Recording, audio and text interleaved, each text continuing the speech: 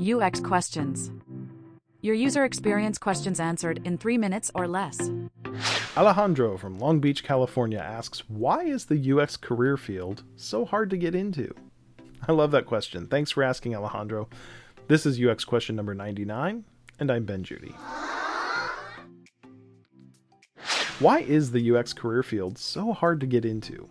Well, the pay is good. The typical salary for an entry-level, full-time UX job is about double the average subsistence income in the US. In other words, as a UX professional, you will likely earn more than twice as much money as the minimum amount necessary to meet your basic needs. Now, your mileage will vary, of course, but there's going to be a lot of competition for any high-salaried job.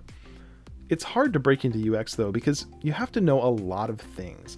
Multidisciplinary fields like UX require you to be not quite a jack of all trades, but a master of multiple trades.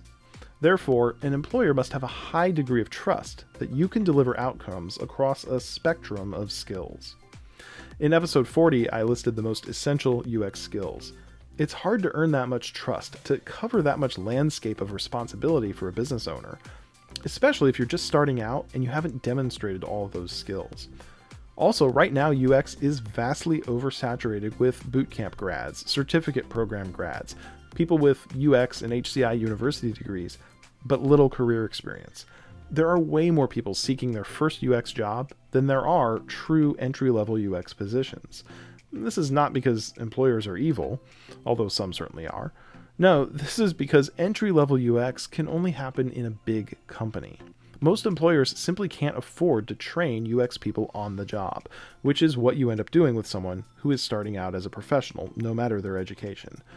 A better path into UX has always been career switchers, people who start in an adjacent career field, develop expertise, and then pivot to UX.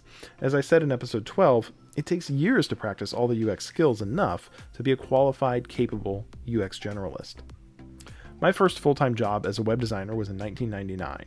I started working with a UX team in 2005, 6 years later. I was not a good UX generalist until probably 2008, almost 10 years into my career in digital design. Now, maybe I'm a slow learner, but although it's not obvious from the way we do UX education, which is messed up, the bar is high to be qualified for this career field. It just is. Keep asking your questions about UX. Next time, I'll answer the question, what's next for UX questions after 100 episodes?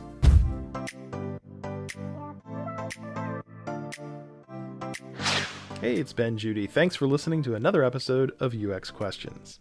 If you'd like to hire me for a small consulting engagement, go to uxquestions.com/Ben, because that's my name, and you'll find all the details about what I can do for you and how to hire me. Now, I am a practicing UX professional with a full-time job that I love, but I'm also available on occasion for small consulting and mentoring engagements.